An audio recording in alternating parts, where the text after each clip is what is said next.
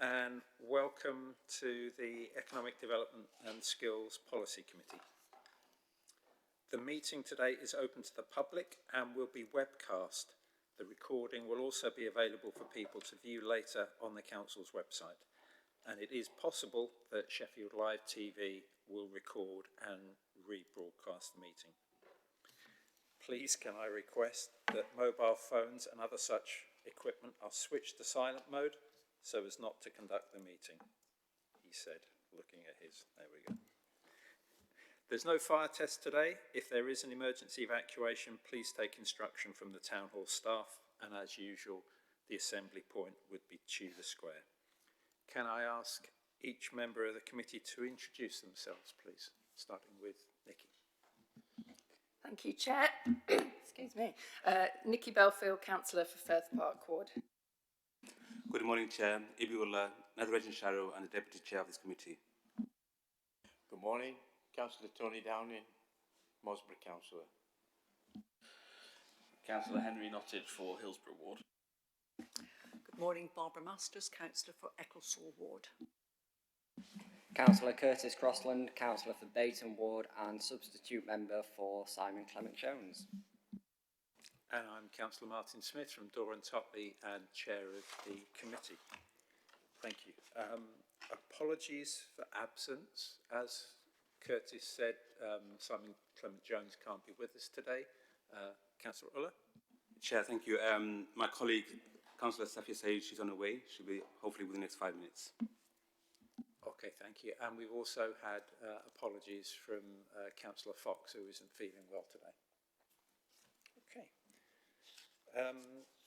Next, we have declarations of interest. Do any members wish to declare an interest on any of the items on the agenda today?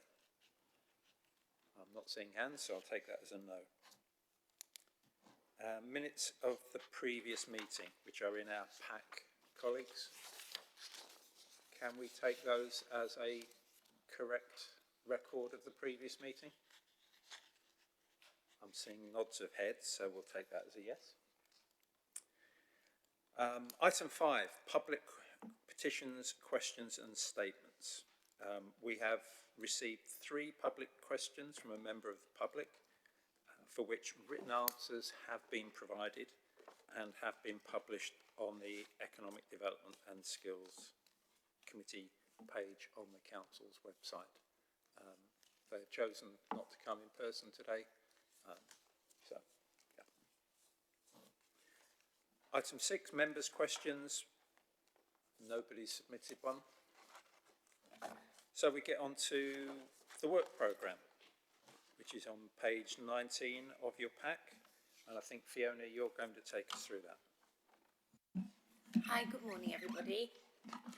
So as you will see on page 22 of your agenda reports pack, there's been 1 new item added to the work programme since our last meeting.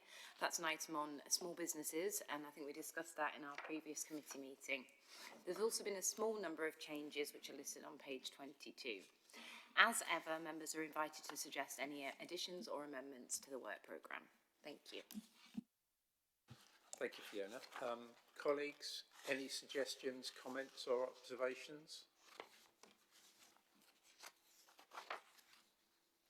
Okay, I'll take that as agreed. Thank you very much.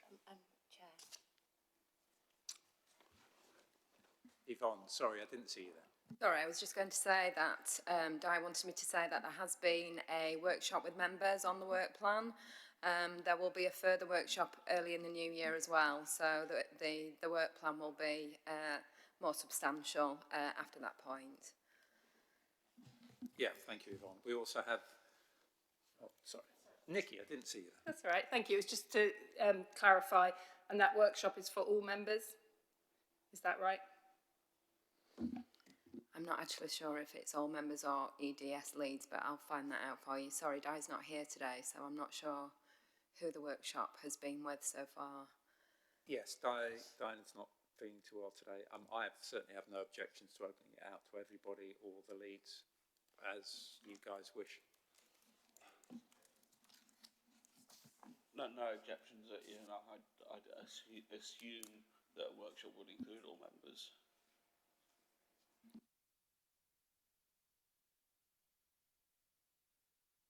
Go on again, Nikki. I was waiting for Barbara to do the regular question about the LGBT quarter, but I'm happy. I'd like to say something on that because I appreciate that there's a lot of work that has to happen before that comes to us. And I have raised this with officers a few months ago, but I just wanted to say it publicly. I think it's really important that the right people, groups are involved in that, and this isn't a top-down approach. And I get that there's loads of variables involved in that as to whether the discussion about whether there should even be one.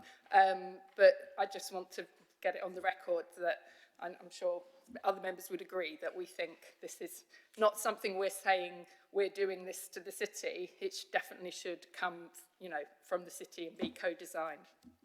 I'll answer that, and it's partly because I know that my colleague Curtis has been sort of very active on this for some time, and he wasn't in the committee. So basically, we're both active on it, and there have been informal discussions with various people involved in the communities just to see the feel out there, but nothing formal and nothing on behalf of the council, just to keep us informed of what's going on.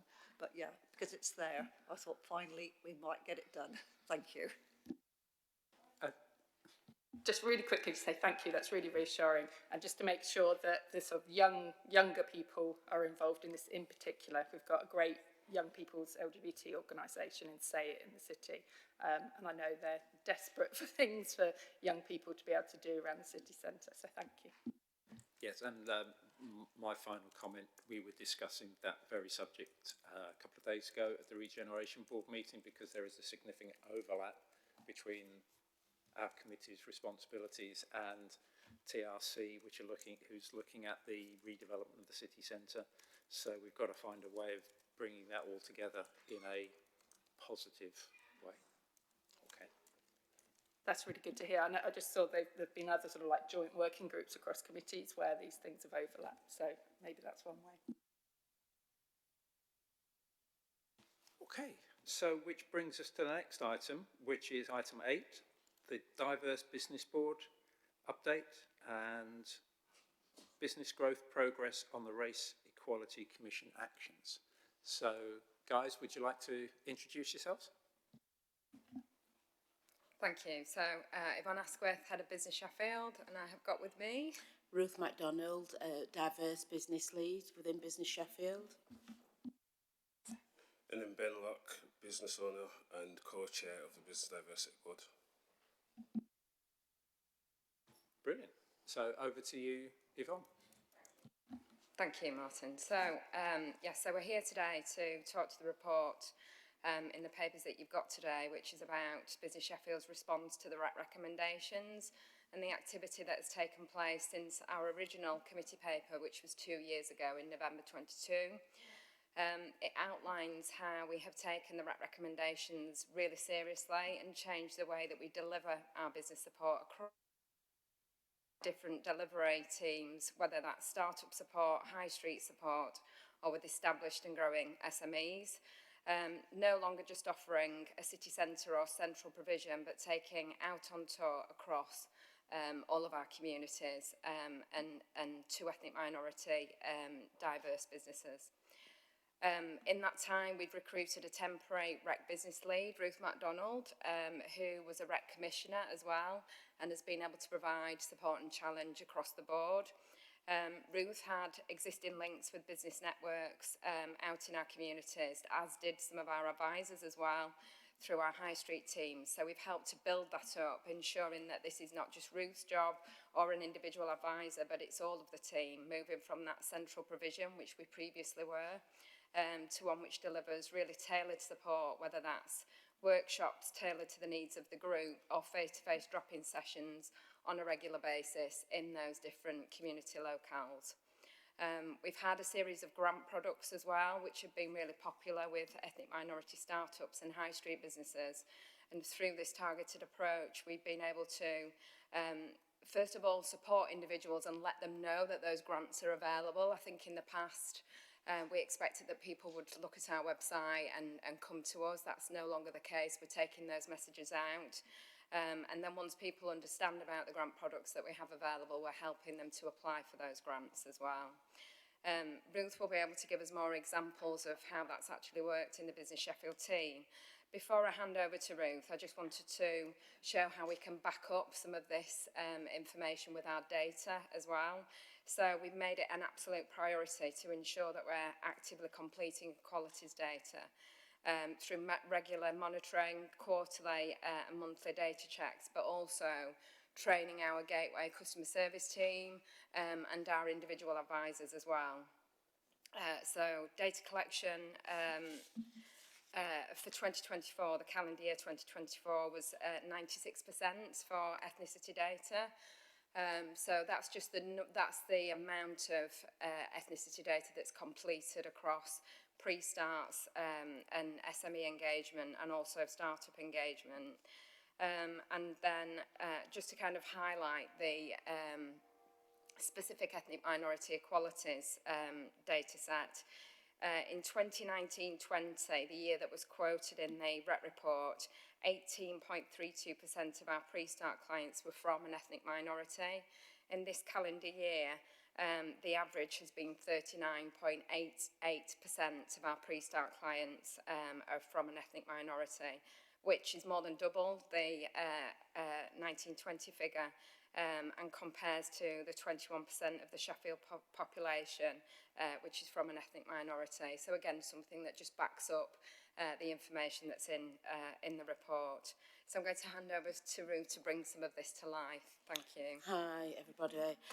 Yeah, so as you know, from when I initially started within Business Sheffield, one of the things was within the communities weren't actually aware, just like everyone's basically mentioned, weren't aware of the level of support that Business Sheffield could actually offer. From the Race Quality Commission, one of the recommendations was about how we bring diverse businesses from the back streets into the high streets, as well as organisations, banks, need to look at how we actually invest in order to support businesses to grow.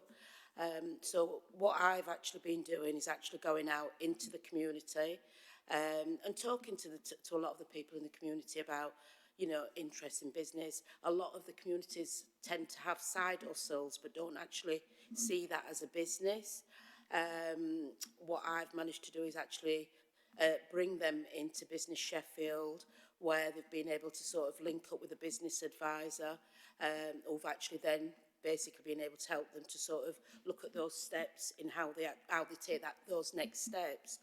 I've also gone out into the ISRAC Centre, supported the women. We've done women's network events where, again, side hustles, women, you know, like to cook. One of the things that the ISRAC Centre have actually done from us actually doing 2 women's networks is actually register with the women through Opportunity Sheffield, where they've then basically got their health and hygiene qualifications, to where they've actually moved to actually setting up a food enterprise, which is absolutely amazing. Again, within the gyms, one of the things that I've actually done again is actually gone into the gyms, looked at the space. The gym was basically saying, you know, we're not getting people in. One of the things, what I'd actually suggested was, well, we go out to schools, we speak with schools, we know we've got young people who are a little bit lost, not having anywhere to go. So what we've managed to do is actually we've created a pocket where young people can actually access the gyms, start looking at healthy eating, well-being, between 3 and 6. Within the gym members, we've also brought in the business advisors into the gyms, where some of the young people who are, I'm going to say, on the cuff of exploitation, and the gym members actually supported them to look at, again, side hustles, their interests. The advisors of them basically being able to support them to actually access startup grants. So, for instance, we've had one gym member who wanted to do photography. So we've managed to actually support him to get a camera through the startup grant, to where he's now actually going out and he's doing photography. Another one's wanting to make gym bottles, sell gym bottles. So again, we've actually managed to support him to access the funding to buy the gin bottles, to then to be able to start to sell the gin bottles. So there's a lot of different examples where we've actually managed to actually support the young people. We've had media, someone who's interested in setting up web pages. With the advisors have actually been able to help them to access the startup grant, again, to where they've actually managed to go out now and start doing web pages. So it's just kind of one of the things. I mean, I am a social worker, so I tend to understand the child development, how young people actually work and how they actually think. So actually, rather than sort of pushing them down one route, is actually looking at what they're interested in and actually working with their interests. So the advisors actually now come up once every 4 weeks and will support those who actually attend the gym. The young people see the gym as a safe haven. One of the other things, I know you mentioned about the city centre, I will actually be working with the city centre and actually city centre gym and actually creating a similar model. Manchester have now asked if we could actually take that model to Manchester. Also, another part in the city, which is Great Places, has also asked if we could actually take this example to that part of the city. We went to Leicester a couple of weeks ago to actually look at what Leicester are actually doing. And because of where the gym actually is, it's Burngreave, we were actually looking at some of the work that Leicester are doing and actually applying that to Sheffield. Thank you, Ruth. I'm going to hand over to Ben Locke, co-chair of the Diverse Board. Thank you. Good morning. I'm Ben Locke. Like you said, I'm the co-chair of the Diverse Business Board. The Diverse Business Board was set up following a recommendation by the Race Equality Commission back in 2002, I believe it was. Following the setup, the Business Board acts in an advisory capacity to help influence and shape future business support and strategic plans. We also inform how businesses access and engage with other business-focused services within the City Council. The Diverse Business Board is made up of 19 private sector members, which are business owners like myself. Also,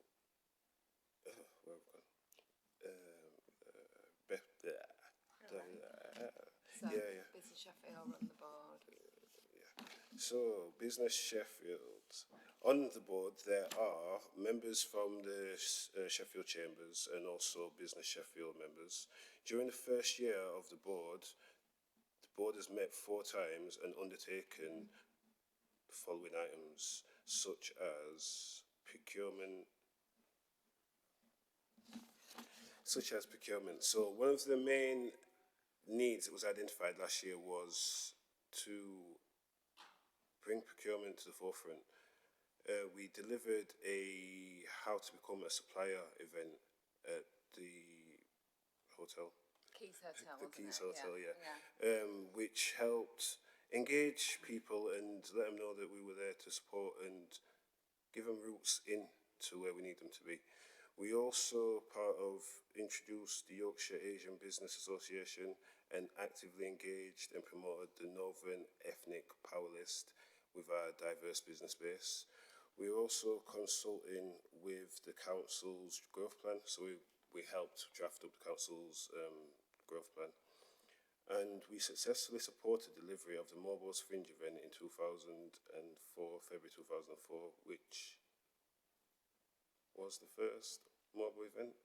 Sorry. It was the first mobile event Yeah. involving Fringe festivals, and the board helped put on those Fringe festivals for the first time for the mobiles. Mm-hmm. And we also won an award earlier on this year for the, what was it for? It was the Equality, Diversity and Inclusion Champion Award at the Sheffield Chamber Business Awards in October.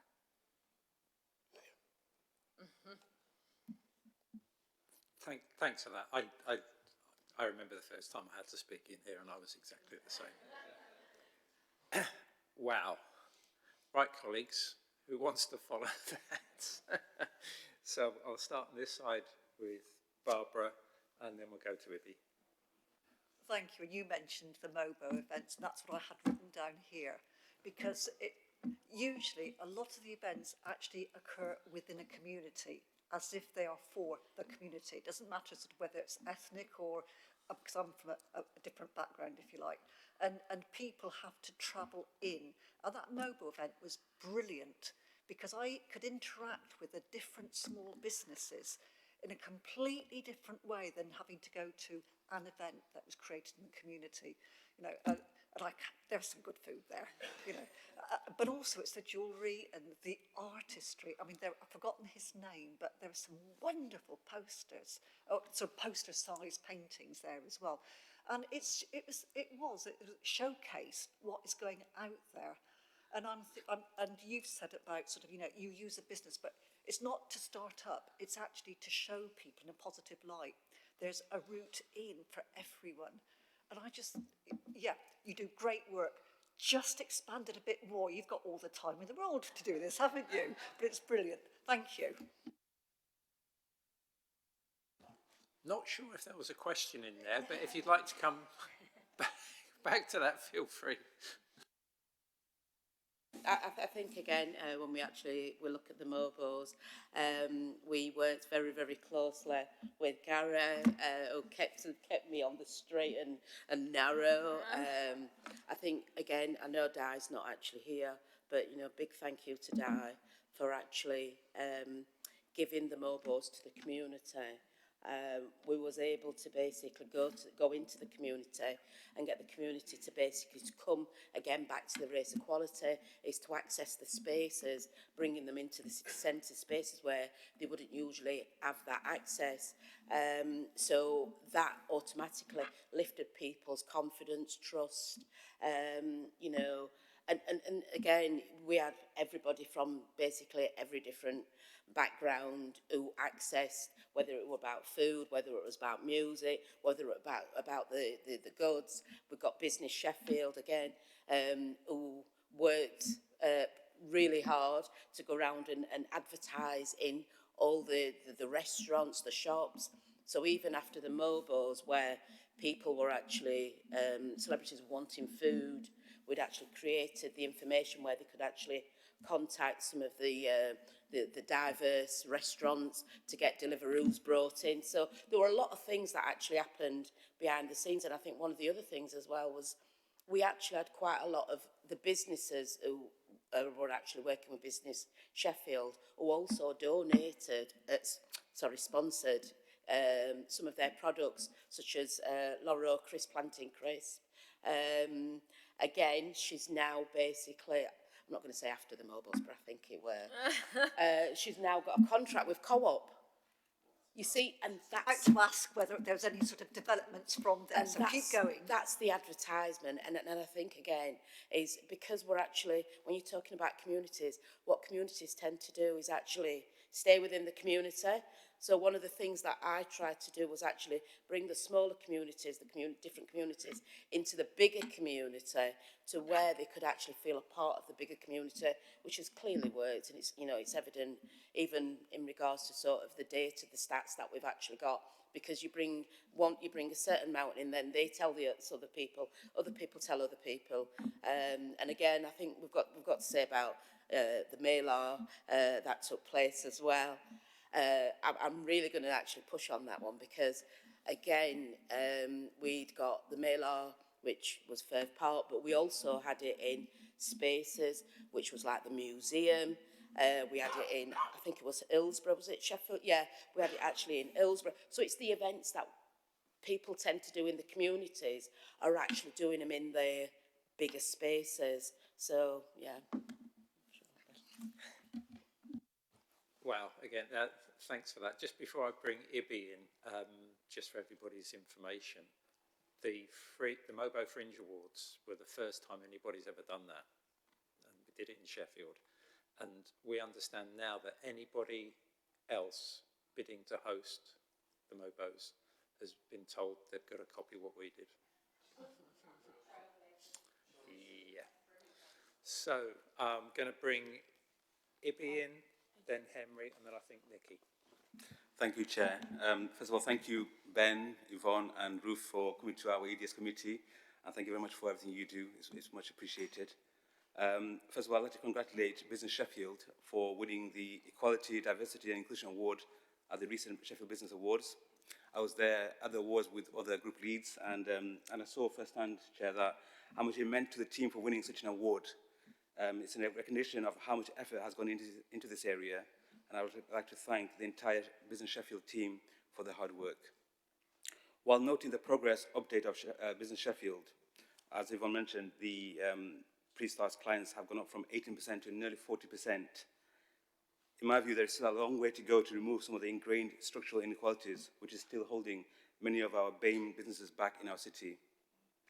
Chair, I would welcome if Business Sheffield can continue with the same proactive energy and zest to further reduce some of the structural inequalities in our city. And I would also welcome regular updates to this committee on this important area. Thank you. Thank you very much, and I will pass on those thanks to the rest of the Business Sheffield team as well. Just on that kind of continuation, I think that's why the board prioritised procurement, for example, as a really big issue, and it's something that we're concentrating on and working on behalf of the board. So we have had a big event. We will continue to work with our commercial services team in the council to look at ways in which we can help local, smaller businesses and diverse businesses to apply for council contracts. The Diverse Board was set up not just to influence Business Sheffield and business support, but also how businesses engage with other parts of the council as well.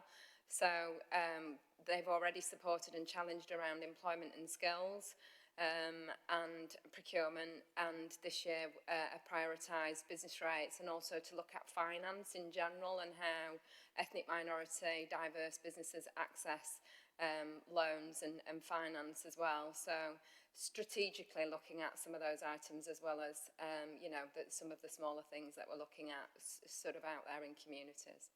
Thank you. Thanks. So we'll go Henry, Nikki and then Sophie. Thanks, Chair. I'd like to echo colleague sentiments in terms of congratulations on the work that's been done since the report came out and the award. Got two questions really. EDI targets have got a sort of traditional risk of grouping lots and lots of different communities together as the BAME community and measuring the performance of that group. Whereas obviously it's made up of lots and lots of different communities across the city. Have we got any specific communities in Sheffield that we're still struggling to engage with or that are sort of underrepresented in the uptake? And do we have a plan about that as the first one? Again, I think such as the Roma community is probably one of the communities that needs a little bit more sort of work to be done with it. We do have Mubarak, who's currently covering that area, and one of the conversations that I've had with Mubarak is he's got contacts in the Firvale area, and I've actually got contacts in the Darnell area. So we will actually be kind of joining forces in regards to how we actually interact. We do actually have one of the ladies, the CEOs for the Roma Slovak community, who was actually on the board, was actually one of the race quality commissioners. And again, you know, we will actually be linking with her, looking at the best ways in actually how we actually engage with that community. Great answer, Ruth. That's very reassuring. And second question, very quick one. Are we expecting the Race Equality Commission to come back and conduct another audit to measure our process against the recommendations they initially came out with as a sort of external auditor, if you like? Or are we just essentially marking our own homework going forward? Well, we do actually have the Race Quality Partnership Board. Yeah, and we've got Fatima Shah, who's actually the chair. We've not really had any feedback. That's one of the conversations that we've actually been having in regards to inviting Fatima to Business Sheffield. But I think as a whole, we will need at some point to actually look at some of the areas that have not actually been filled or touched. I think one of the things is that obviously after the riots within the city, I think that actually kind of took a bit of a setback in regards to people actually feeling confident and comfortable and building that trust. So there is going to be still more work to be done, and hopefully, like you say, conversation that we will have when she comes to our board is about how we actually sort of review the progress from the Race Equality Commission recommendations. Thanks, Ruth. Okay. So we've got Nikki, and then it'll be Sophia. Sorry. Thank you, Chair. I was thinking what this wonderful work that you've described is a great example of the sort of area, the many different areas this committee covers and how they all intersect. So when you were talking about the mailer, I was thinking about yesterday and Saf talking at the launch of the cultural strategy and talking about the mailer on that day when the riots were happening. Yet here you had this fantastic event where, you know, we were reaching out into communities, they were having fun, you know, people were learning about opportunities, and it was, yeah, a world away from what was happening elsewhere. And I suppose you've got me thinking about, particularly for my own ward in Firth Park, about the best way of doing that. And you talked a lot about, on the one hand, getting people from these communities into those larger spaces, trying to break down what Ibby said about those structural inequalities. And I think it's really easy to sort of, for people to underestimate just what a big deal that is, to be able to walk into those places for, you know, whatever background you've got. But there's also, you know, you've obviously been into the communities and talked to people, and it got me looking at some of those Business Sheffield training opportunities. And there's some brilliant stuff on the website, sort of financial planning, women in business, marketing. And so I was thinking, with those kinds of opportunities, which are great, are we expecting people to come in and do them, or are we taking them out into those communities? And I suppose following on from that, what more can we do as councillors to support what you're doing? Because I'd love to see more of this in our ward. Yes, so we still have a workshop programme which people can come into Electric Works, which is where we're based, and deliver face-to-face workshops. We also do some of those online, but actually by working with business networks out in the communities, we're trying not to say this is our workshop programme, you know, which suits. It's more about really understanding where they're at and where some of their requirements are, and then tailoring the support for that specific network. So that's what we call the Business Sheffield on Tour, really. Many of our power hours are around the basics of setting up a business, for example, and we'll tailor those kind of workshops to the business network. And often actually bringing in other parts of the council, like Opportunity Sheffield, where individuals need to get specific qualifications first. So really kind of putting a package together and then taking our support out on a regular basis for drop-ins once people feel comfortable with that relationship with Business Sheffield. And then, you know, in the future, perhaps coming into Electric Works if they feel comfy to do that, but having a more tailored approach first and foremost. Go on then. Thank you, Chair. I'd be interested to hear from Ruth what, in terms of, what we can do in wards. Just in terms of like working with local organisations, you know, what model we can follow, whether we need to be doing it with you, whether there's stuff we can do on our own, anything that would help, please. Yeah, I think, again, that for this length of time that I've actually been working within the communities, one of the things is about actually understanding the community's needs, and whether you've actually got, you know, the perfect business workshops, what you need to be doing. I think the part for the community is about sort of understanding the sort of legs to a business. In regards to kind of taking those the workshops out, one of the other things that I've just putting a poster together, is actually creating a business network for 2025 events.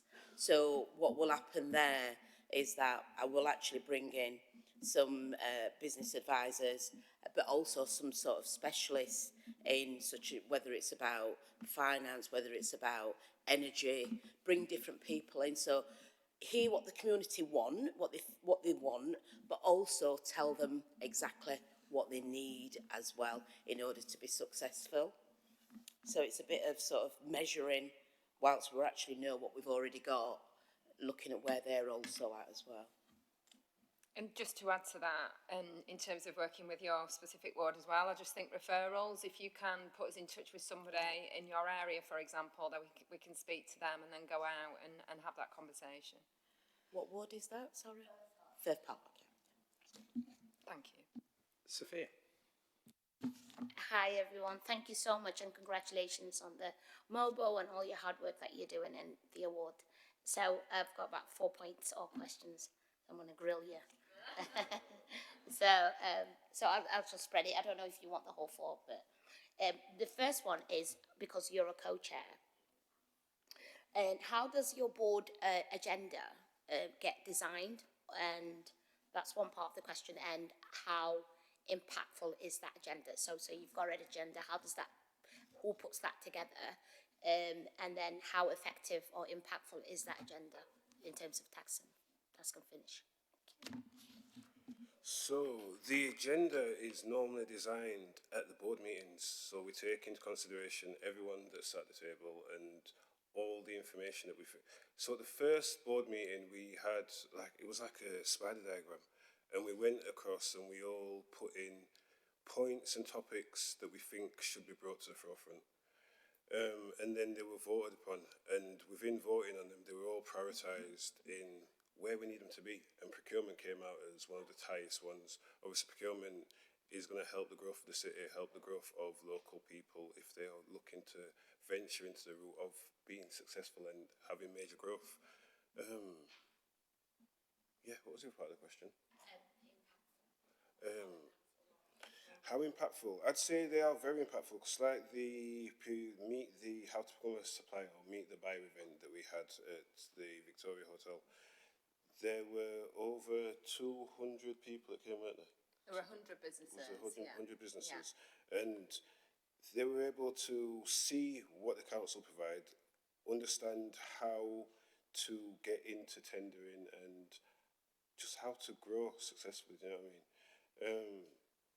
Yeah, that was the first major event that we put on. I'm sure there's going to be a few more that we are going to arrange. But I believe it was impactful. There were feedback that I've received personally that says that it was good. And the second point, it's about the gym for Ruth. We, as in like the community leaders, we have been approached by the local South Street gym, and they said that so we helped them a little bit promote it. So now that they're struggling, sometimes it is, and it's, even my son goes there, but it is a very safe haven for young people.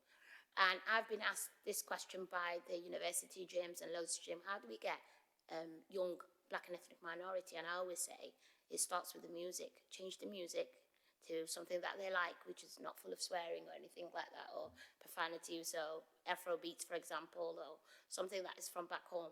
And then they will, pile in, if you know what I mean. Feel welcomed. Posters needs to change. Some materials needs to change, which their posters are pretty much good. But there's also, we have got a lot of, because I'm just thinking ahead a little bit about sustainability. If I go, you go, the area needs to carry itself. So there's a lot of young people who are very social media influential, and they've got that business hat on. So it'll be good to connect them with a young person that is very all about health and well-being and positive. And we've got a few young mental health workers, we've got young business entrepreneurs, but also we've got young youth coordinators in the area. And then I think that conversation of saying, look, you can come in for discount or free, but then bring all your spreaders out, I think is much more. So the area helps itself by itself. Does that make sense? So yeah, that was a question. Would that interest you, kind of thing? Absolutely. One of the things that we actually did, and is I actually brought Opportunity Sheffield in, and what Opportunity Sheffield, because of the courses that they actually have, one of the things, conversations, what can we put in for young people? And when I say young people, I'm talking 18 to probably 30, etc. So what they actually did was actually, because the young people were in the gym, they actually had a contract with Ponds Forge. Ponds Forge actually do personal training, PT training. So what we actually did on a Saturday morning is actually run a number of personal training programs for the young people, where the young people then all came out after 10 weeks as personal trainers. I went up on Saturday where we'd actually got 15 young people who were travelling all the way from Gleedless. So we're talking 2 buses. I actually spoke with the young people about, and these were at college, in regards to what they wanted to do. So we'd got construction, we'd got social media influencers. You know, I want to be an influencer. We always get that, Ken. But you've got to go with it. And again, one of the things that I did as well, because linking to the Sharks, I said that we could actually access, tickets for the Sharks. I think one of the things working, obviously, with Gary, he's not looking at me, working with Gary and the team, when we actually did the Women's Euros, we was given a number of, I think we were given 600 tickets. So again, what I actually did, and Rhonda, we actually went round to the gyms. So Southpaw, we actually went absolutely everywhere around the city, bringing the young people, but also because parents, may have got younger children. So what actually happened was the gyms actually brought the young people in. So in regards to sort of coming down and talking to the gym and, sitting and actually getting a feel, I would, if it's all right with Yvonne, I would actually support you on that, and do that again. The city centre, with the events that we've actually run, one of the things that I've noticed is how many through traffic actually the young people coming through. Within Winter Gardens, a number of young people just sit there because they don't want to go home, so they just sit there. So again, we've got opportunities, but we're not always in the right places. But there is spaces where we can sort of draw them into, and I think we just need to be doing more of that. Brilliant, thank you. You won't see me in the gym, by the way, I'm just saying. In terms of Business Sheffield, so we were involved in the ERF that came to Spittal Hill, and for the first time, a lot of females who run their own side hustle and everything were asking for some training or startup funding or even signs. It was pretty slow. It was like nobody's getting back to them. Good 3-4 months. Now that everyone's back to them and they're getting so much signs up and that training on and digital, it's been brilliant. So I think in terms of communication, just need to be, because very hard to get into people's mind and their trust, and then if you're late in terms of catching them back, it's just like this is nothing happening. So a lot of so that would be really good comments just to go that back. And it's just the last one. It's just that as councillors, obviously we're here to always number one is obviously to look after our wards, but number two is really to look after how we can multiply what you guys do into the city. But there's also a lot of responsibility on the shoulders of community leaders. So is there something that the community leaders can do as well as before you reach into that community, just for that bridge you guys can think of? We'll be happy to hear it or move forward from that. But thank you. Yeah, that's my time. Yes, so on the last point, I think it's just understanding and recognising where different community groups are that we don't know about. So making those referrals into Business Sheffield, please do that. On the point of the grants with ERF, that's not a programme that we run. No, the high street, and not the grants, but they referred a lot of people within the high street onto Business Sheffield. Ah, right, So okay. that was a bit slow coming Oh, back okay. to Right, them. okay. But yeah, but any referrals, we're very good communicators with Ruth anyway. So Brilliant. that's Okay, really no, good, take that on board. Thank you very much indeed. Thank you. My turn. I'm sitting here just blown away by all of this. I've had my breakfast today. That's all. How do you follow that? Look, this has been so positive and so impactful. What lessons can you guys give us for taking some of the best practice that you've developed and you've done to other parts of Sheffield? So we've done this, correction, you've done this in response to the findings of the Race Equality Commission. But if we move outside of that, looking at wider Sheffield, what are the main lessons that we need to take from this to apply to the other programmes that we run in the city? I think, first of all, don't make assumptions, which I think we were doing in Business Sheffield. I think that became quite obvious to us during COVID. I think one of the things that we really want to build on is actually working with other parts of the council where business is the customer and have really good, you know, relationships with those parts of the council that businesses often need to access. We have a great relationship with licensing, for example, and now planning, where we can act on behalf of a business with those you know, those regulatory parts of the council. So I would want to just build on that really, and through the support and challenge of the diverse board. Ruth and Ben, I don't know if you want to add anything. I think as you sit here, you know, we've got Christmas, but so not for every Christmas is not for every community, but when communities are actually having celebrations, I think it's more about being aware. So creating some kind of a cultural calendar. So when your committees are taking place, you're actually aware of what's happening in that month. So whoever's coming in, maybe coming in about A, B or C, you then need to kind of come from, well, what impact will that have on the community? What can we do to bring that community's culture within that month? So I think it's just something that, you know, you just kind of need to be aware of. I don't think it should always be down to the diverse people to bring it up. I think it should also, we should all take some kind of responsibility in regards to highlighting that.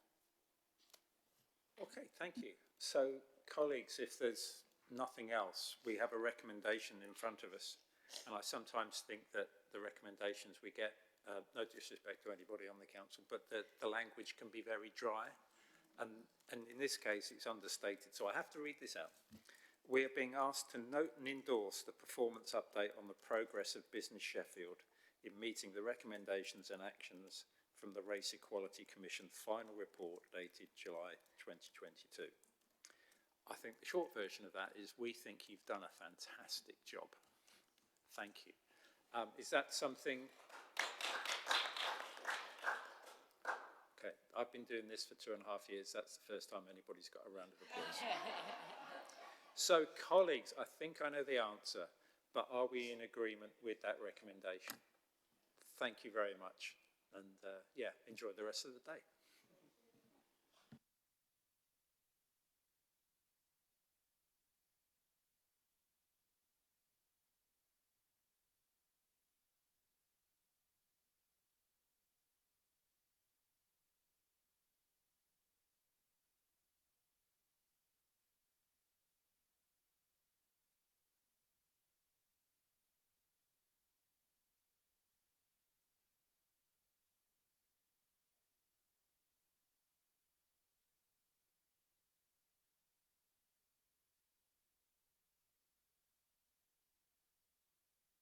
So next item on the agenda is Tramlines and Fringe at Tramlines, the Economic Impact Report. Gary's been sitting there very nervous because he's thinking, how do I follow that?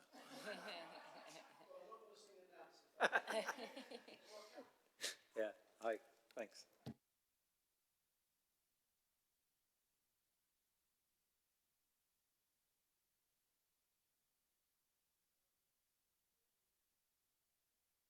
you want to press the button, Gary?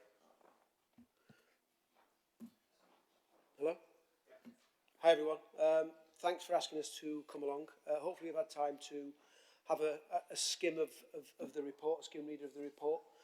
We were asked last year and following the EDS events plan discussion that went through committee a month or so ago to bring to the committee some sort of outputs report for both Tramlines Music Festival and the Fringe at Tramlines music event that happens in the city centre at the same time. This is the first time we've actually collated some of the information and actually does lean in very well to some of the stuff that Yvonne has just been talking around, because obviously both these events have a strong community feel as well as a music feel as well. You'll forgive me if I try and read some of the stuff. There's quite a lot in here and I don't want to forget some things if that's all right. First and foremost, I think we all recognise and agree now events are really important to the city, both from I always class it as 3 Ps, pound, people and place.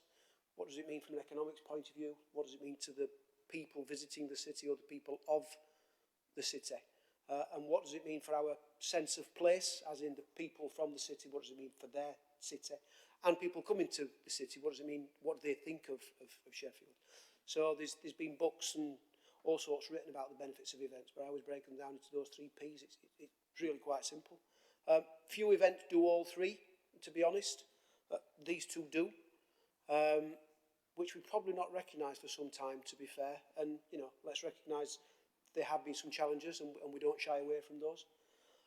So it would also be worth noting that when we put an economic figure to any of our events, we run them through an economic modelling tool. DCMS, UK Sport have it's called Event Impacts. You know, it's not rocket science, but it allows you to put through some data about a specific event, and it comes up with a number at the end of it. In short, it's a kind of algorithm, but it does allow us to compare like for like, measure like for like, and get what we believe is a true estimated economic value of any event. So all the events on the programme go through that, and it's a nationally recognised tool, so a lot of other cities use it as well. This year's Tramlines event, you know, just under £5.5 million into the local economy, over 108,000 attendances. It's really hard. The reason that we say 108,000 attendances is that it can range from 35 to 40,000 individuals on any one day, but I suspect there could be 25, 30,000 of those that go every day, if that makes sense. But then there will be 4,000 or 5,000 go on the Friday, 4,000 or 5,000 go on the Saturday, and 4,000 or 5,000 go on the Sunday, dependent on who the headline act are. So it's an attendance figure of, you know, over 30,000, 35,000 each day gives you the attendance numbers. Again, it is really important for us to stress, and really important for the Tramlines team, because they know it's important, not because they think it allows them to stay in the park. It does, but they also recognise that the event is an imposition on people. It is an imposition on people's lives. It is an imposition on people using the park. There is noise. You know, we can't avoid that. So they've always had a very strong, all the way back to 2009, in fairness, about how they work with local residents, local businesses, how they mitigate some of the things that do happen as part of the event. They don't get everything right, but they do, in my opinion, do an incredibly good job with the resources that they've got. They do spend a not insignificant amount of money on dealing with some of the residents' concerns, the parking scheme, you know, the free tickets that they give to residents. I think there's something like 1,700 that they gave away last year. So they do work really hard with the residents' groups. I think they've already had a residents' meeting a couple of weeks ago, I seem to think. Henry, I think, yeah, I see Henry's nodding. So they've already met and had a debrief about this year's festival, and then they'll meet in the early spring to talk about next year's event as well.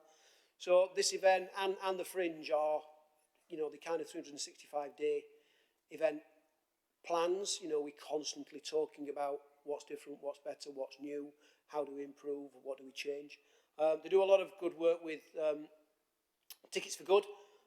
So they give, Tickets for Good are a Sheffield-based charity that have now gone nationwide, and they distribute tickets to a number of the, deprived, underprivileged, underrepresented groups across the city that get access to things like tramlines that wouldn't ordinarily, similar to what we did for Mobos.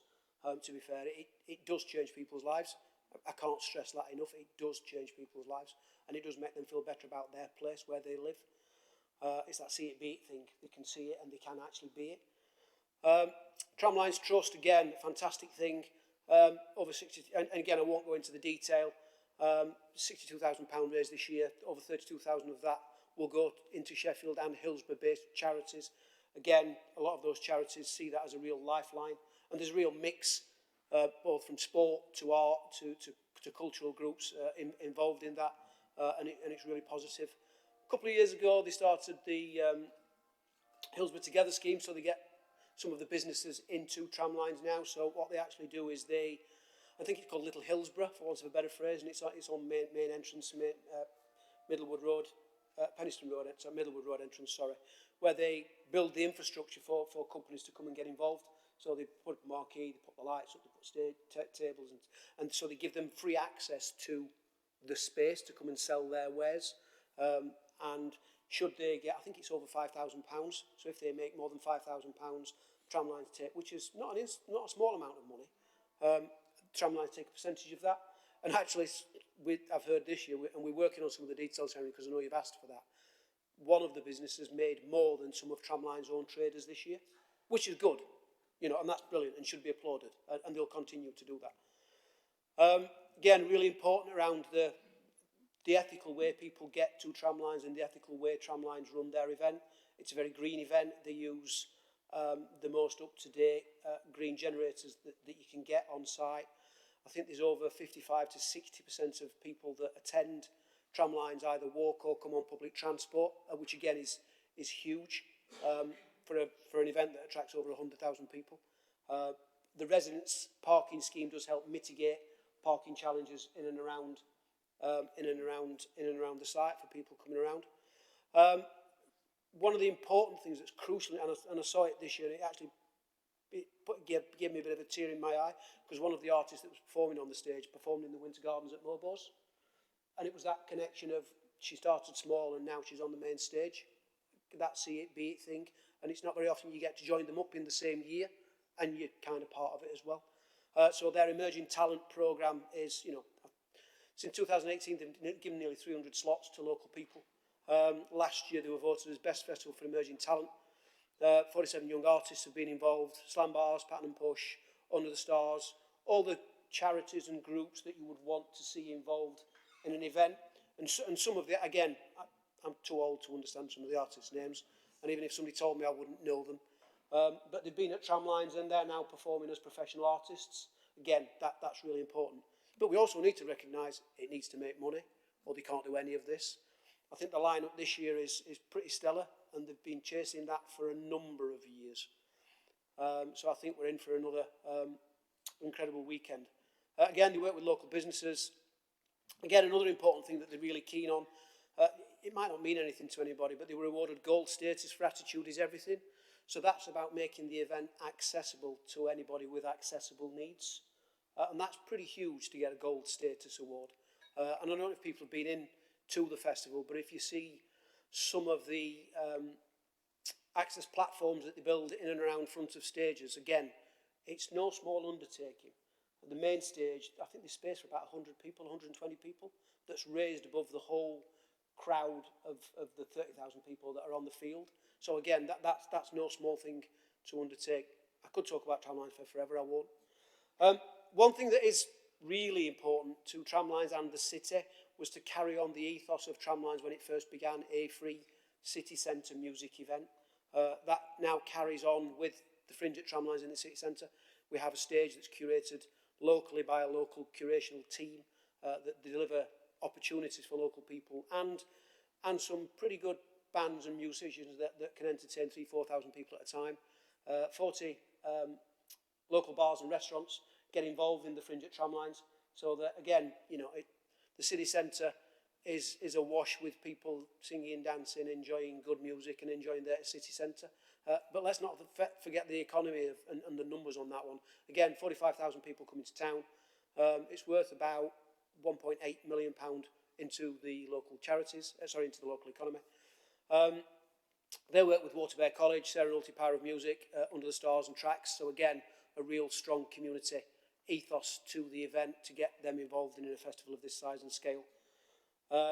So again, I think both events, there can't be many cities that do two events like this, if I'm honest. And that was always the design back in 2009.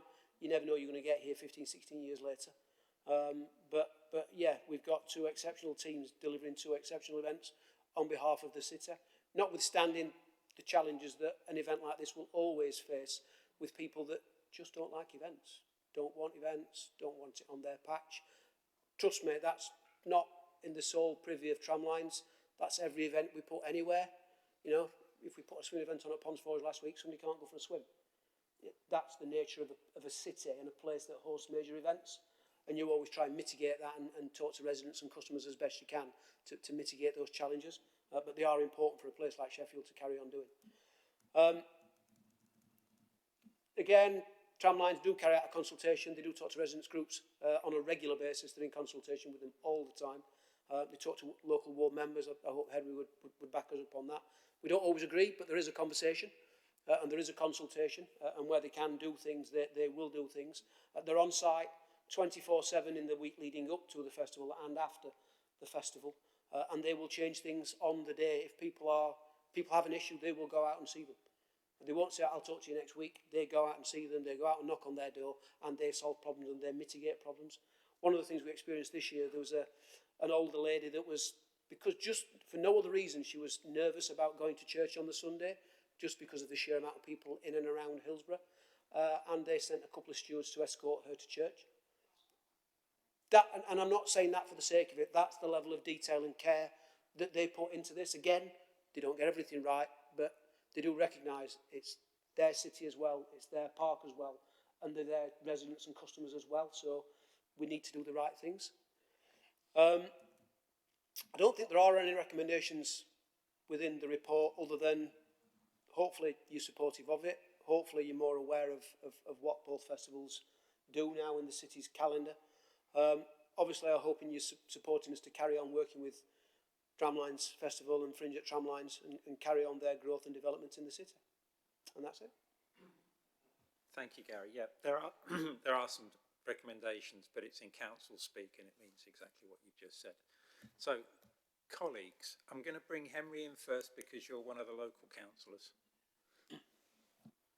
Thank you, Chair. Yeah, unsurprisingly, I've got a question or two, as I do every year. Firstly, thank you for the report and thank you for all the work that not just Tramlines but your team put into making this event go ahead. And in the last 3 years, while I have been a ward councillor, I've realised a couple of things. There's never going to be a year where I don't get complaints about Tramlines. Correct. And there has been an improvement in the way Tramlines deal with local residents. They improve year on year, as you said. And certainly this year, we got a closer sort of sight of it by visiting with the team, and was quite impressed with how they're handling things. Yeah. The weather really helped, obviously. It does. I pray a lot during the summer, believe me. But I had a question about the impact tool. Obviously, it's a sector-wide tool that UK Sport use. Yes. There's a set of underlying assumptions that feed into how that tool calculates a figure. It would be really interesting to look at what those assumptions were, because Tramlines is slightly different from the nature of an event that tool was designed for. And I'm thinking student project because the price is normally right, but it would be great to do some assumption testing around that, because that figure might go up. Yep. I think what I would say to that, Henry, is in reality is one tool does fit all, but sometimes it doesn't fit all. And I think it would be fair to say it doesn't answer us all the questions that we would want to answer. I think, again, I would always be honest enough to say, you can come up with lies and damn statistics. But I think the reality is, I think we've reached, with the tool that we've currently got, we've reached a very balanced weigh in the numbers that we put in, the assumptions that we make around the number of local, so we look at postcodes where people are from, where they're not from. We take an estimate on how many people are staying in accommodation. We have a yearly average of hotel accommodation spend that we match across the year. We talk to Tramlines about what they're spending locally with local businesses, student companies, first aid companies, so on and so forth. So, but you're right, there are a number of assumptions. And one of the things that came out in the events plan that came to EDS committee only last month, when we do stretch into the 10-year plan, I think we all recognise we need to come up with and devise a more robust way of measuring the benefits of events to the city.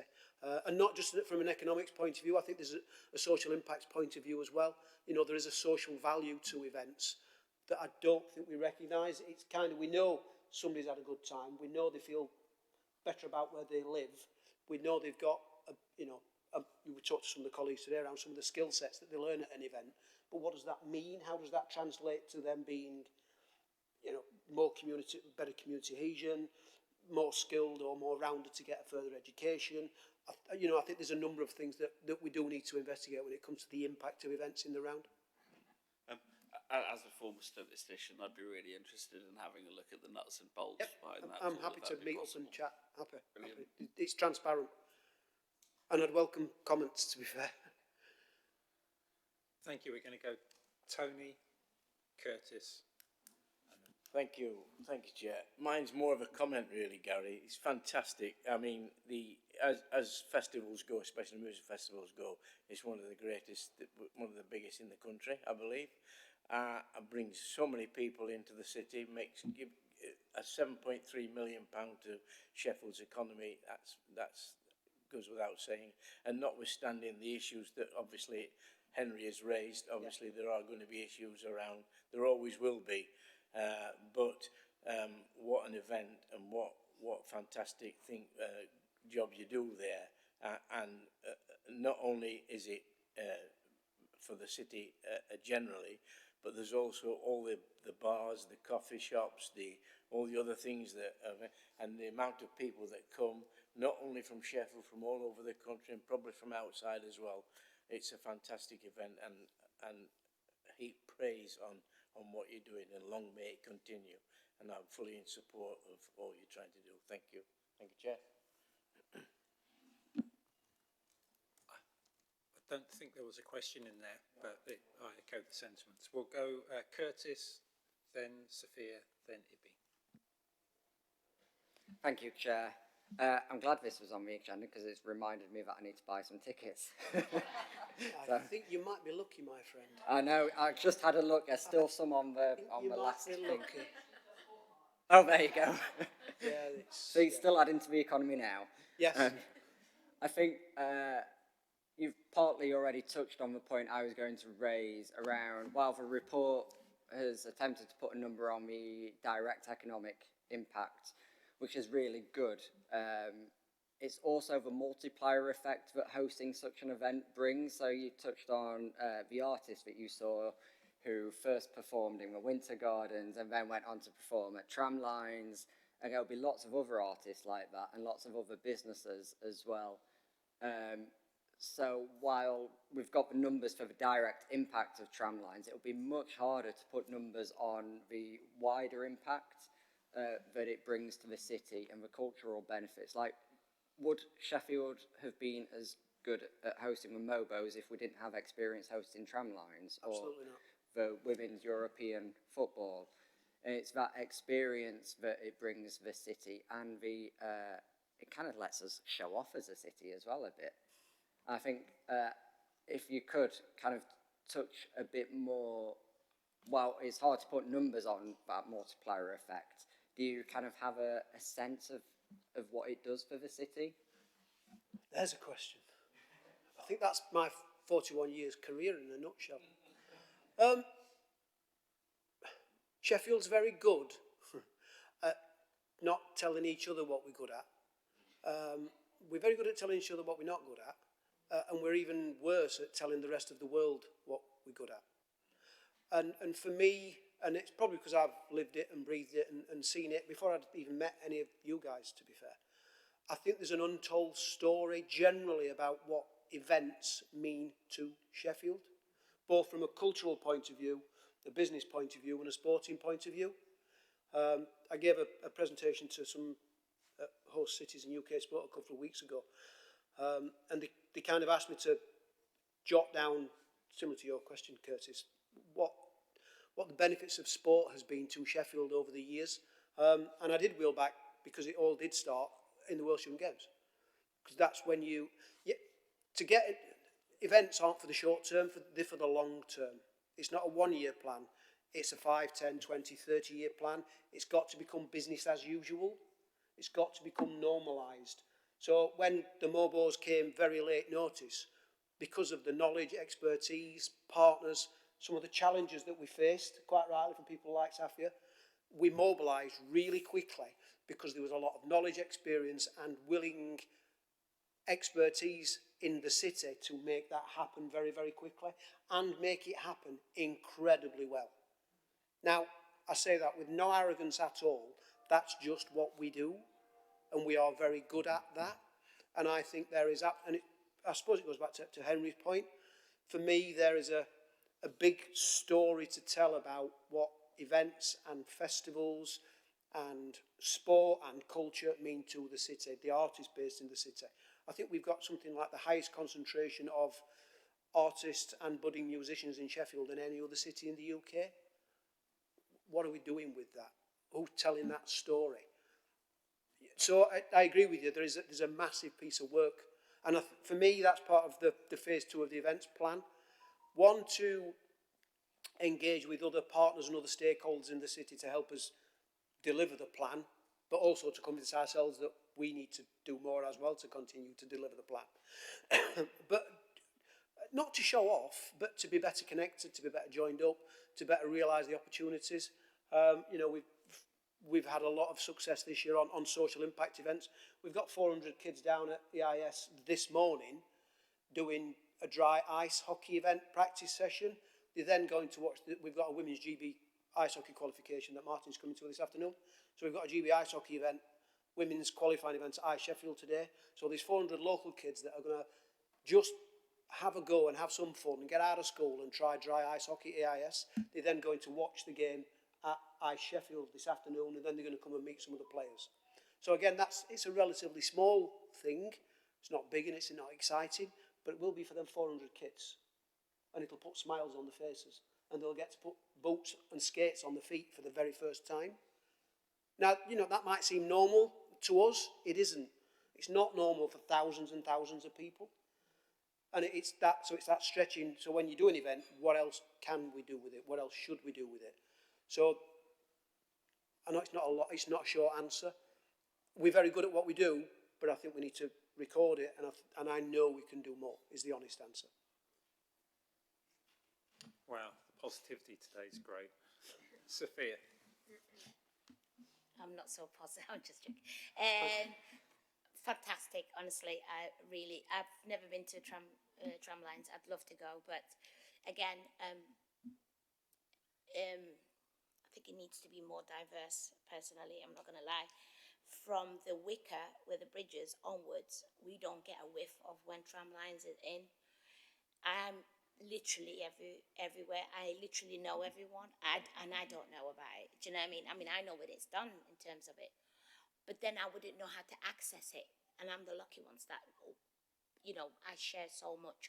I repost anything to do with Tramlines or any Dockfest and everything. So I think for me, I think I would probably just make it like, you know, it's a very safe space. I've never heard anything. I've seen, you know, I've heard so much, but I'd love to bring my community as well with that. And also I wanted to ask a question in terms of, obviously it's all about the rec and the recommendation, but we don't need a piece of paper to say Sheffield needs to be unified a bit more, but at the same time, we want to learn other cultures, we want to learn other people, we want to celebrate of what you do, we want people to come to our communities as well as we go to Callum Islands and places like that. We don't access it, we don't know where to go. where's the restaurants there? Like, so we're trying to introduce our communities into the museum first, and then from there they could, you know, walk about and everything. And we just live in Spithill Hill, so you can understand how it's two different worlds. I think the question is, what are your routes in terms of volunteering? Maybe that's a way of coming. What's the routes of volunteering at Tramlines, and if you do have any volunteers? Well, first and foremost, Safia, and I say this, it's not our event as such, but they're very much integrated into the festival. They do have volunteers, and they do have them doing various roles, and they do engage with lots and lots of communities.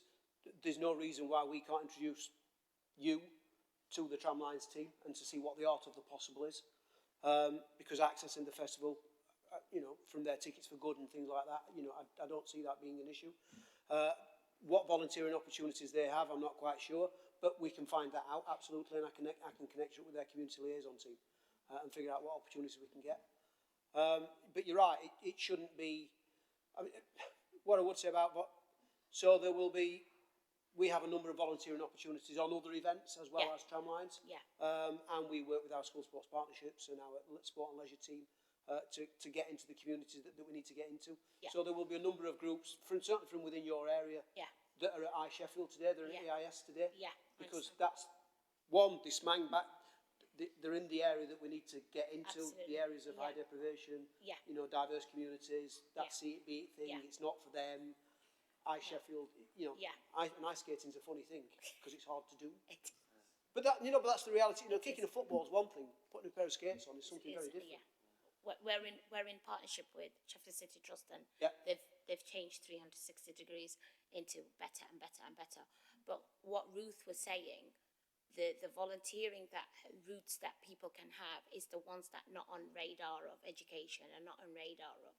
It's the ones that fall in the gap. That's what we want to give them a purpose of skills and belonging. And I think that they could benefit with, whether it's Dogfest, whether it's Tramline, whatever. But since we're discussing Tramline and such a beautiful way of just being in a room or an area where everyone's laughing and happy and they're funny dance, thinking that they're dancing, but they're not. And I think that's those skills that I was no, that's the right. Route I was So people seem to run to schools, like say, you know what I mean, like, oh, we'll go to college, and you're like, but the ones are not attending college are the ones that are slipping away. Those are the ones trying to grab that. Thank you. I'll get back in contact and we'll better join things up. Absolutely. Thanks, guys. We're going to go Ibby, Nikki, and then I'll wrap up. Thank you, Chair. Thank you, Gary, for giving us an overview of the impact report. Before I go on to say what I was going to say, I'd like to just highlight that at the next Tramlines event, I think it's going to be held in July. Yes. My wonderful colleague, Safia Saeed, she'll be the Lord Mayor. I know that. Perhaps if they could reach out to the Lord Mayor. And can you sing? You don't want to see me dance. I don't. What can you sing? Only in the bathroom. And her attendance perhaps will put the Tramlines on the radar of more diverse communities in Sheffield. So that's just a suggestion. So I'd like to just note that having such a major event such as the Tramline and the Fringe event is not only great for our music and cultural scene, which is very important on its own right, and you've also mentioned about the social benefits that sometimes can get overlooked.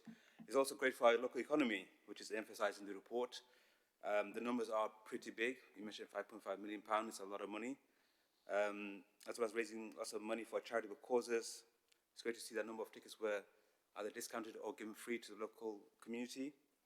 I've had a little browse on the website.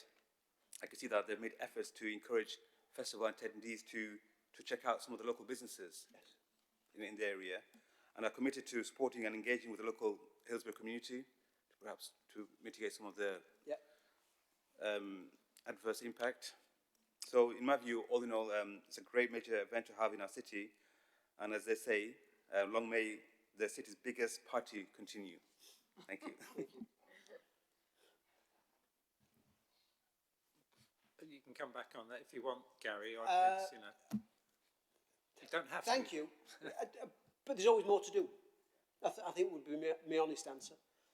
We can't take us foot off the gas on. all this is fantastic, don't get me wrong, it's a wonderful, incredible event, but there's also an event delivery angle that nobody else sees to make it safe, effective, as unobtrusive as it can be to the city. The rest of the city is still going about its daily life.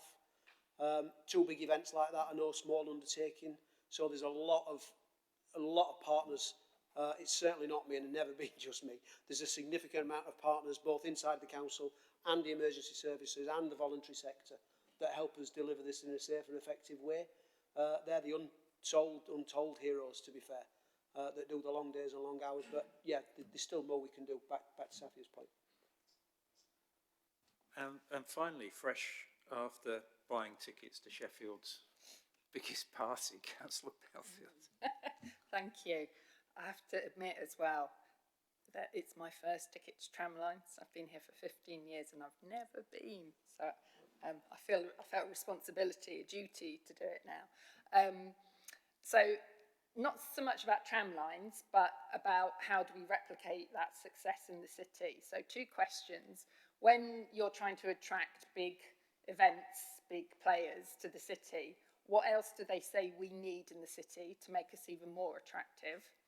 And secondly, how do we support local events, festivals that are at that incubation stage to get to that national level grown from within Sheffield? Because I know everyone's going to say, oh, we need money, we need the council to support, and that's not something we can easily do these days. Yeah. But what else can we do to help them make that leap?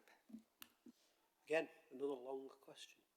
And again, it came out, and that was part of what the event paper phase 1 was that came to EDS last month. I think it would be fair to say we are very good at what we do, and we have a lot of inquiries for a lot of events. There are 2 or 3 other big musical events in Don Valley Bowl, either side of Tramlines next summer. They're not 30,000 each day; they'll be 15,000, 20,000 each day. But again, they all add in. Events breed success, if that makes sense. So if a promoter brings an event to Sheffield and they can sell tickets and they know there's an audience there to sell tickets, it then becomes more commercially viable for them, and they're willing to invest their money in bringing an act to the city to sell tickets for that event. So having a successful and vibrant programme helps other promoters look at the city and other acts, because a promoter's only as good as the act that they're selling. Nobody wants to come and see a promoter, they want to come and see an act. And that spreads across both cultural events, commercial events and sporting events. So if event organisers see Sheffield as a good place to do business, for want of a better phrase, then that can only be a good thing. So I think us continuing doing what we are doing is important. But phase 2 of the plan is to develop that and further invest in that, if I'm honest, and have what phase 1 talked about is we're a reactive city at the moment, so we react to event inquiries, Mobo's coming very late, so on and so forth. We don't look forward and say, well, we want the Brit Awards, as an example, in 2031. That's a target for us, that's what we want, for all whatever reasons we need it for. How are we going to get it? And what do we need to do to get there? So I think back to you, so there's 3 or 4 levels of event, but none are more important than the other. And actually, for me, all are important as one another because they all add to and feed into the same ecosystem for events. So if you've got a community-based event, like a mailer, like a Sheffield Fair, like Art in the Gardens, they're fantastic, good, seasonal community events that happen in the city. But they keep those industries going. It gives them something to aspire to, it gives them something that they want to attend. And then if you have your mid-range events, an incubator event, like a Fringe at Tramlines, for example, that's been grown from an event that we created in 2009 to be a free, great event. And then you do your Tramlines. So, and that's that's exactly the same for all events. So, there's a reason we're hosting the European Figure Skating Championships in January 2026. That's because we're the home of British skating, and that's because we're the home of hosting their national championships for the past 15 years. So the sport and the International Federation see us as a good place to do business. We're a safe pair of hands. We know what we're doing. They know we know what we're doing. We work in partnership with them. We've got a good volunteer programme, whatever it might be. So you're only ever as good as your last event. So you've just got to keep delivering and keep horizon scanning. We need a phase 2 plan. There is a resource ask there. There's no doubt about that. I think we all know that. But I think we're in an exceptionally good place to keep delivering on that. We do need partners, and that's when it comes back to so what's the benefit of events then? So why are you doing events? And we need to then demonstrate that to partners, be it the UK Sports of this world, the Arts Council England of this world, the mayoral combined authorities of this world, both universities, the business sector, because they will look at it with very different eyes that you look at it, that I will look at it. So we need to, I suppose, write our story to the audience that we're trying to attract. Does that make sense?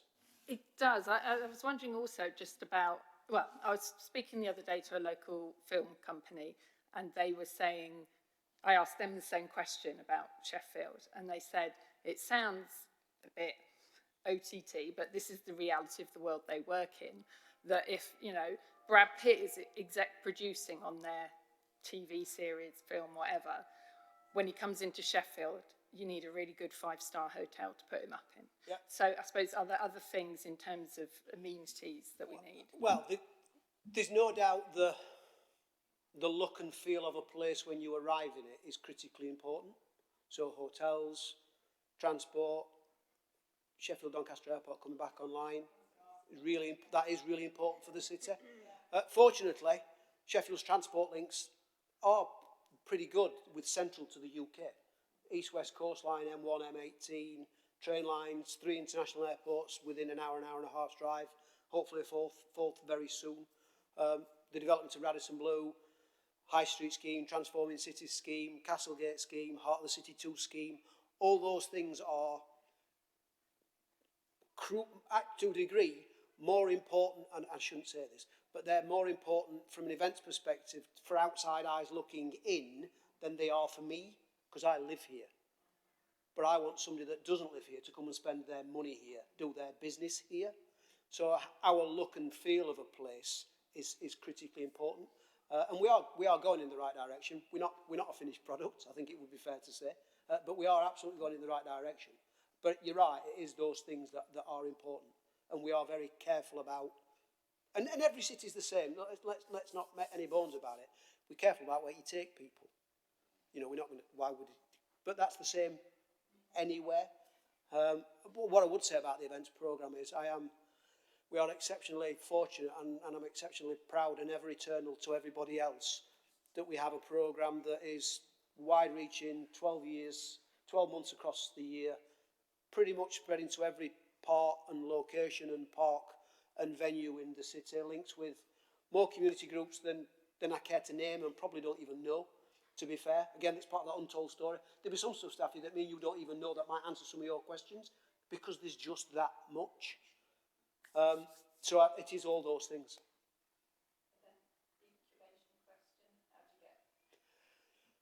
Well, we've got a number of great festivals in the city already. Dockfest, Crossed Wires, Art in the Gardens, Children's National Music Festival, No Bounds. So I think we've got a number of great festivals. I think the Mailer, and I'm not just saying it, I think the Mailer in first part this year, it was a bit of a test ground to see how that would work. We've had a couple of large-scale Eid events in our park last couple of years. Hugely successful, took us all by surprise. I'm not quite sure why, but it did. I think there's a number of events that we need to keep going and need supporting and keep growing. I think there are a number of new events out there that, again, is part of the event plan, but it will take resource and time and money, let's be honest, about bringing them in, developing them and growing them. I think the really important for me is the success of our programme is let's not buy it in. Growers own. We're bloody good at what we do. We've got a lot of incredibly talented, gifted, committed people that will do it much more cost effectively and actually much better because they're in the community. We just need to hold a hand and help them, be that finance, be that operational support, be that, I don't know.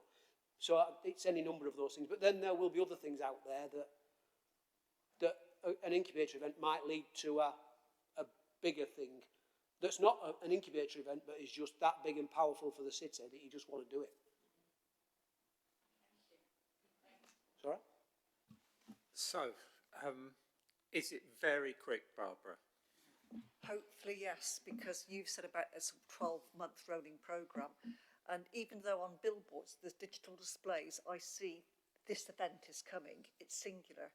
And a lot of the information is on the website, very difficult to find. Any thought being given to having, say, a digital display board in the centres, events this month, or, a series of events covering everything rather than a specific one? And it's just sort of, something to think about rather than an answer now. Thank you. I don't have an immediate answer to that. One of the challenges we've always faced from an events programme point of view is which events do you put on, which events do you put off. The programme at the minute is about 9 pages long. Martin's seen it. That's what I'm suggesting, and breaking it down. Yeah, so that and I don't know the in answer, city is the honest question. I don't honestly know the answer. But it is something we need to think about. Because a lot of people don't know what's going on. I don't disagree with that. Yeah, I don't disagree with that. Thank you, colleagues. And I can confirm the list of events is about 9 pages long. I'm just blown away by the positivity of this presentation, Gary. Thank you. Also, when you couple it to the other one we've just seen, apologies for the language, but I'm going to repeat something Gary said. We're bloody good in Sheffield. Yeah, we're just not going to tell anybody. No. We can do better at that. So, colleagues, again, we have some recommendations in front of us, and apologies again, I have to read them out, and it's very dry language. So we're being asked to note the contents of the report, endorse the continued support for Tramlines and Fringe Tramlines. We're also asked to note the continued contribution of the festival to the city's economy, and we're asked to note the continued benefits of the festival to the local community, including those involved in the festival. Are we all agreed? I don't see anybody disagreeing, in which case it's carried. And Gary, thank you very, very much. Thank you. And I'll see you later this Thank you for afternoon. your positivity.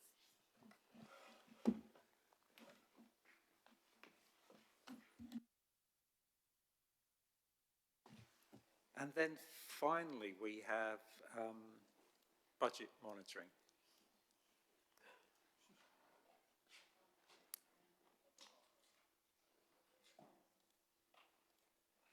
Hi, Jane. Thanks for coming. No pressure following those last 2 presentations.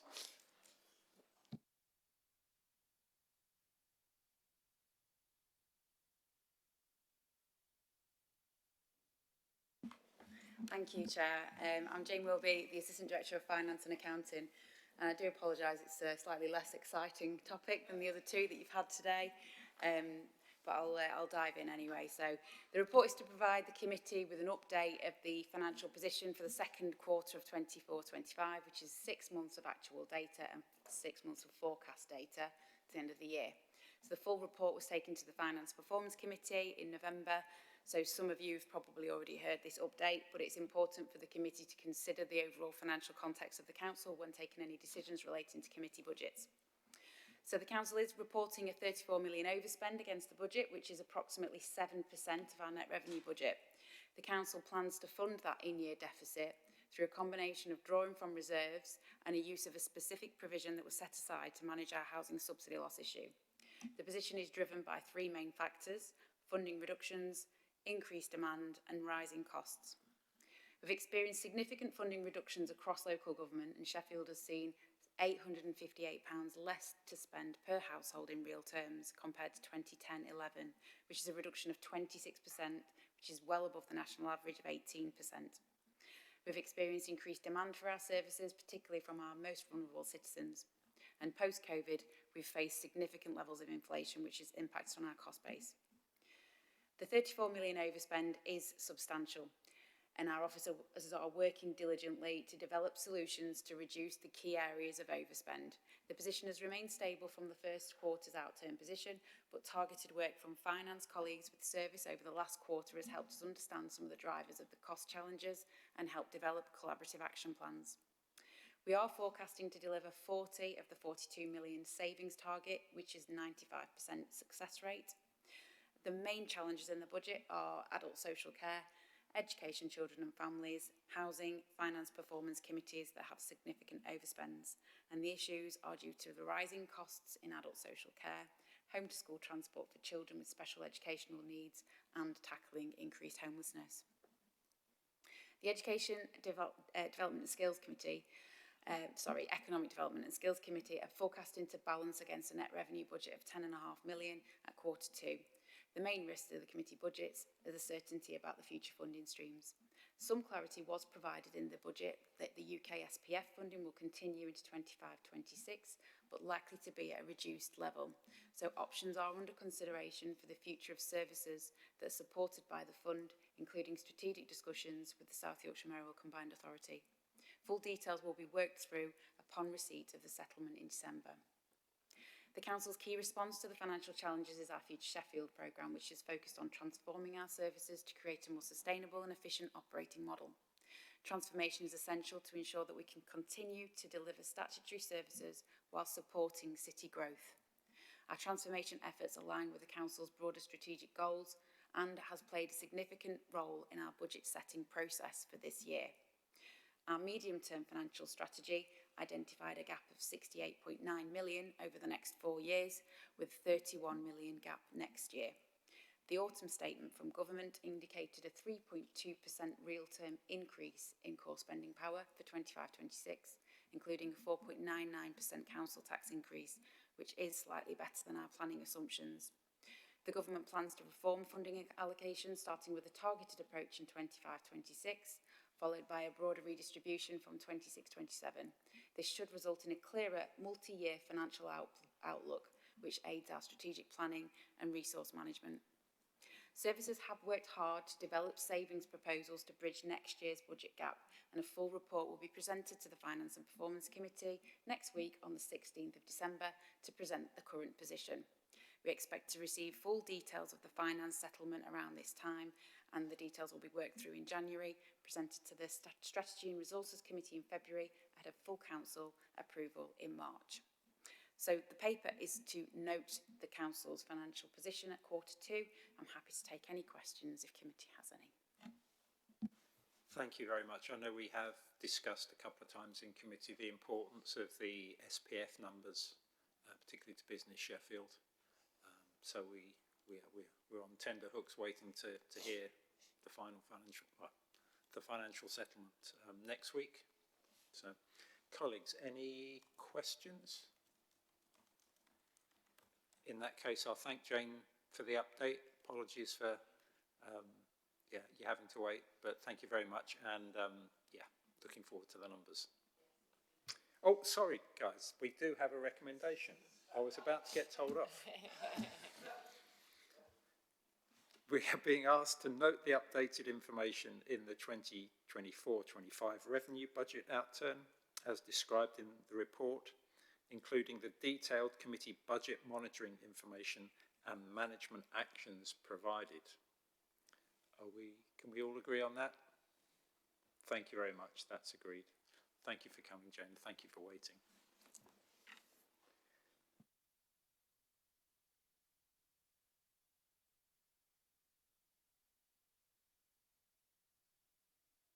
So, thank you, colleagues. That was the last item. Thank you. It's been a good year for EDSC. So the next meeting is on the 6th of February, and if I don't see any of you before, have a great Christmas and Happy New Year.